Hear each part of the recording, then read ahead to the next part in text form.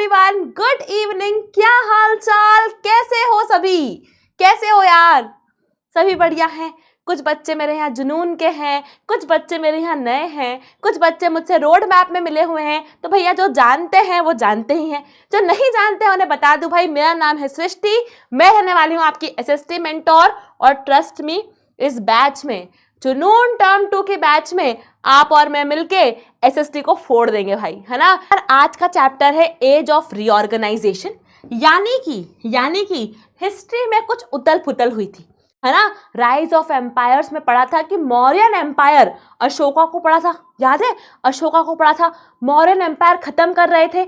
उसके बाद इस हिस्ट्री में, हमारे देश की प्यारी हिस्ट्री में क्या उथल पुथल हुई भाई, ये चैप्टर में हमें चमकाना है। चमकाने से याद आया, क्या इसको भूल गए हो? इसको भूले तो नहीं भैया? ये याद है ना, ये हमारा है प्यारा चमकीला। जो जानते हैं उन्हें पता है, जो नहीं जानते हैं बता दूं भैया, ये बार बार आएगा और आपसे पूछेगा लेक्चर में, चमका कि नहीं, तो बताना है आपको कितना आपको समझ में आ रहा है। ठीक है जी, चमकीला को हेलो हो गया, क्या बात है, बहुत बढ़िया। ये हमारा है चमकीला सिंह। चमकीला सिंह बार बार आता है और पूछता है आपसे, चमक रही है बात? ठीक है, चमक गया, बहुत बढ़िया यार। तो शुरू करते हैं यार आज का टॉपिक है एज ऑफ रीऑर्गेनाइजेशन। क्या चीजें रीऑर्गेनाइज हो रही हैं, ठीक है, क्या क्या चीजें रीऑर्गेनाइज हो रही हैं, क्या उथल पुथल हो रही है, ये सब हम इस चैप्टर में पढ़ेंगे। ठीक है, अच्छा एक बात, लेक्चर खत्म होने के बाद ये वाली स्लाइड आप लोग मुझे बताएंगे कि मैम आज क्या क्या पढ़ा। ये मैं नहीं बताऊंगी, आप लोग बताएंगे लेक्चर खत्म होने के बाद। तो बिल्कुल एकदम आंखें खोल के, दिमाग खोल के एक पेन कॉपी लेकर बैठना है। ठीक, बहुत बढ़िया। शुरू करते हैं यार अशोक की, है ना। आफ्टर अशोकास डेथ, अशोक की डेथ के बाद हिज सक्सेसर्स, जिसके बारे में हमें ज्यादा पता नहीं है, केम। The last modern emperor was assassinated. हुआ क्या भैया कि अशोक की डेथ के बाद, है ना, कोई ज्यादा अच्छे सक्सेसर्स आए नहीं, बहुत ही अजीब से, बहुत ही वीक सक्सेसर्स आते गए। अशोक के बाद जो भी लोग आए बहुत वीक थे। अशोक के 50 साल तक बहुत वीक सक्सेसर्स आते रहे भैया। लास्ट मॉडर्न एम्परर जो था, उसको उसी के चीफ, उसी के जनरल पुष्यमित्र शुंग ने मार डाला और एक नई डायनेस्टी, एक नए भारत का निर्माण कर दिया। मौर्यन एम्पायर के बाद किसने? शुंग डायनेस्टी ने, पुष्यमित्र शुंग ने। बात समझ में आई? कि क्या कहा मैंने भैया कि मौर्यन एम्पायर के बाद, अशोका की डेथ हो गई, 50 साल तक उनके सक्सेसर्स आते रहे, वो सब काफी वीक थे, उनमें इतना दम था नहीं। तो भैया जो लास्ट मॉडर्न एम्परर था, उनको उन्हीं के कमांडर इन चीफ, है ना, उन्हीं के एक व्यक्ति ने, उन्हीं के गवर्नर ने मार डाला था। पुष्यमित्र शुंग उनका नाम था। ठीक है जी, 185 बीसीई में नई एक डायनेस्टी, शुंग डायनेस्टी यहां पर एस्टैब्लिश हो जाएगी। ठीक है जी, चलो।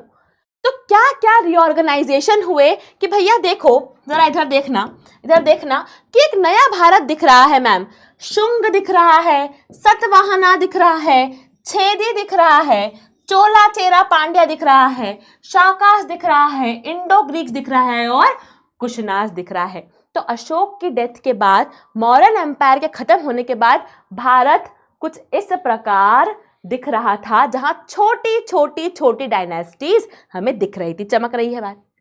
डायनेस्टी क्या होती है? बहुत बढ़िया सवाल है यार। डायनेस्टी मतलब एक ऐसा एम्पायर जो बहुत सालों तक चला और जिसने बहुत ज्यादा प्रोग्रेस करी, है ना। Gupta dynasty, the Mauryan dynasty, है ना, अब हम पढ़ने वाले हैं द शुंग डायनेस्टी, सतवाहनास। तो इनके बारे में हम पढ़ेंगे। तो काफी समय तक जो एक एम्पायर चलता रहा उसे कहते हैं डायनेस्टी। ठीक है जी, ठीक है, बहुत बढ़िया। चलो जी, तो after Mauryan empire ended, new kings come to India. This were earlier smaller kingdoms under Mauryan control. होता है ना। पहले छोटे किंगडम्स थे और एक बड़ा शेर था मौर्यन एम्पायर। अब शेर मर जाएगा तो क्या होगा भाई? अरे पहले छोटे से क्या थे? किंग्स थे, और एक बड़ा किंग था, एक बड़ा राजा था, शेर राजा था मौर्यन एम्पायर। अब भैया ये शेर मर गया है, तो ये छोटे किंगडम्स क्या करेंगे? छोटे किंगडम्स अपनी इंडिपेंडेंस का घोषित करेंगे ना कि अब हम इंडिपेंडेंट है भैया, अब हम आजाद हैं, अब हम उस बड़े राजा के अंडर नहीं हैं। तो सिमिलरली क्या हुआ भैया कि छोटे छोटे किंगडम्स जो है वो अब पावरफुल हो गए। छोटे किंगडम्स क्या हो गए बेटा?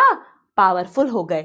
The north west become weak और ओपन टू फॉरेन अटैक्स। तो भैया फॉरेन के लोग भी आ गए, इंडो ग्रीक आ गए, शाकास आ गए, कुशनास आ गए, बाहर के लोग भी भारत में आ गए। भारत तो था ही सोने की चिड़िया। This time is called the age of reorganization because different regions were being reshaped and reorganized. इसीलिए बेटा इस एज को, इस समय को हमने बोला एज ऑफ रीऑर्गेनाइजेशन, कि अलग अलग लोग आ रहे हैं और भारत एक नया इतिहास लिखने जा रहा है। बात चमक रही है? अरे बात चमक रही है क्या भाई? सी जी एवरीवन।